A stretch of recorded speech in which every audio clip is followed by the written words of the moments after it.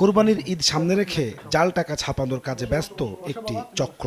পশুর হাটে সরবরাহের লক্ষ্যে 2 জন কর্মীও নিয়োগ দেয় চক্রটি। বুধবার সকালে গাজীপুরের বাসন এলাকায় অভিযান চালিয়ে কারখানা থেকে দুলাল ও মামুন নামে 2 জনকে গ্রেফতার করে গোয়েন্দা পুলিশ। উদ্ধার করা হয় 34 লাখ জাল টাকা।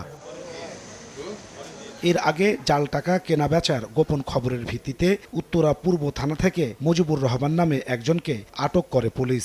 তার দেওয়া তথ্য অনুযায়ী চালানো অভিযানে জাল টাকা ছাপানোর সরঞ্জামও উদ্ধার করা হয়। মুজিবুর রহমান উনি বৃহস্পতিবার ডিএমপি মিডিয়া সেন্টারে ব্রিফিংয়ে পুলিশ জানায় এরই মধ্যে কিছু সংখ্যক জাল নোট মার্কেটে ছড়িয়ে দিয়েছে চক্রটি। টাকা ছাপানো অবস্থায় তাদেরকে গ্রেপ্তার করা হয়। তাদের নিকট থেকে এরকম জাল টাকা 34 লক্ষ জাল টাকা উদ্ধার করা হয়, যেটা একবারে রেডি ফর সেল। কুরবানির হাটকে কেন্দ্র করে এই জাল টাকার একটা চক্র থাকে, যারা সবসময় সক্রিয় থাকে। এরকম যে কোনো চেষ্টাকে আমরা কঠিন হস্তের দমন করব, রোধ করব।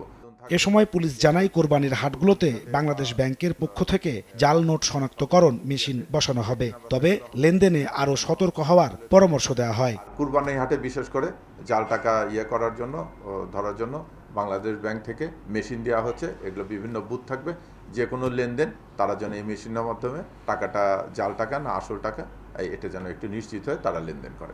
এছাড়া ব্রিফিংয়ে জানানো হয় রাজধানীর বিভিন্ন এলাকা থেকে অভিযান চালিয়ে অনলাইন জুয়ার সঙ্গে জড়িত 6 জন চীনা নাগরিক সহ 9 জনকে আটক করেছে পুলিশ।